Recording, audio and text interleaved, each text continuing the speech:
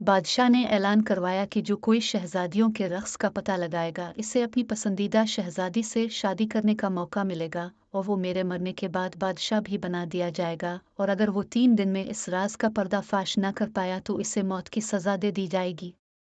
अलिफ़ा मुम्मा यूसुफ सहंसा आज़ाद कश्मीर कदीम ज़माने में एक बादशाह था जिसकी 12 बेटियां थीं, यानी 12 शहजादियां। उनकी खूबसूरती का क्या कहना था, सब की सब एक से बढ़कर एक थीं। बादशाह ने उनकी शादी करने का फैसला किया तो उसको एक हैरान कुन राज का पता चला कि शहजादियां रात भर रक़्स करने के लिए जाती हैं, मगर किसी को भी नहीं पता चलता कि वो कहाँ जाती हैं।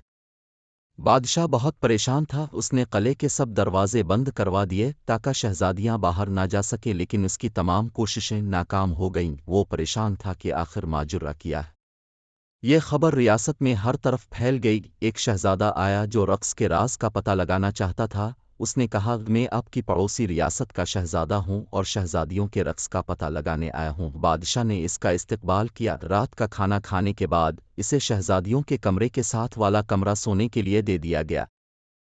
शहजादियों के कमरे का दरवाज़ा खुला रखा गया और शहजादे का पलंग ऐसे रखा गया कि वो सारी रात उन पर नज़र रख सके।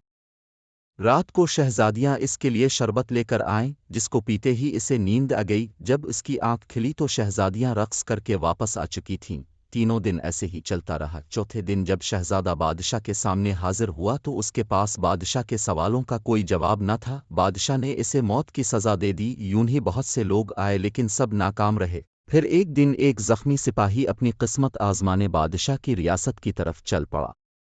रास्ते में इसे एक बुढ़िया मिली। सिपाही ने बुढ़िया की मदद की। बुढ़िया ने बदले में इसे एक पोशाक दी और कहा कि ये पहनकर तुम किसी को नजर नहीं आओगे, और ये भी बताया कि जो जूस शहजादियां तुम्हें दें वो मत पीना। सिपाही बादशाह की रियासत में पहुंच गया। बादशाह ने इसका इस्तकबाल किया और इसे भी शहजादियों के रक़्स का राज मालूम करने के लिए 3 दिन दिए गए।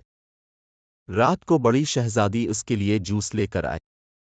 सिपाही चूंकि बहुत ज़हीन था, उसने जूस पी तो लिया मगर निगला नहीं, क्योंकि इसने मुंह में सिपंच रखा हुआ था।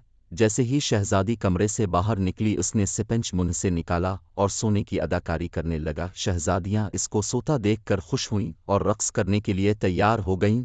सबसे बड़ी शहजादी ने अपना पाँव जोर से अपने पलंग पर मारा तो वो ज़मीन दोज हो गया, और फिर सारी शहजादियां इस खुफिया रास्ते से नीचे आतरनी लगीं।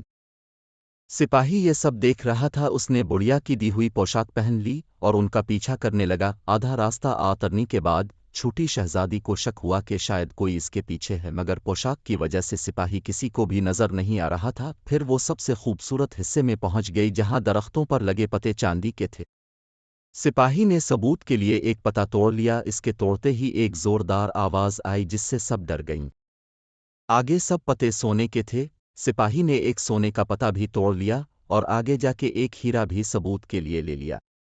फिर शहजादियां एक झील के किनारे पहुंच गईं जहां 12 शहजादे नाव के साथ उनका इंतजार कर रहे थे। हर एक शहजादी एक शहजादे के साथ बैठ गई। सिपाही छोटी शहजादी के साथ बैठा रहा और सब झील के दूसरे किनारे पहुंच गए जहां एक आलीशान कला था और वहां साज बज रहे थे और उसकी दायना पर सब शहजादियां रक़्स करने लगीं।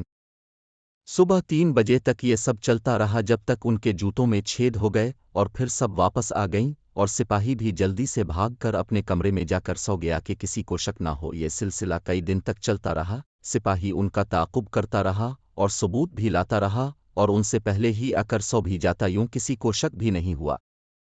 जब फैसले की घड़ी आई तो बादशाह ने सिपाही को बुलाया। सिपाही ने कहा, आलीजा, सभी 12 शहजादियां अपने कमरे से ज़मीन दोज सुरंग से जाती हैं जहां एक कला है। उसने सबूत भी दिखाए। शहजादियों ने ये सब मान लिया। बादशाह ने इस सिपाही को खूब इनाम से नवाजा और पूछा, मेरी किस बेटी से शादी करना चाहते हो? उसने सबसे बड़ी शहजादी को पसंद किया और फिर दोनों की शादी धूमधाम से कर दी गई। बादशाह ने ऐलान किया कि मेरी वफ़ात के बाद मेरा दामाद इस सल्तनत का बादशाह होगा, और फिर सभी हंसी खुशी रहने लगे।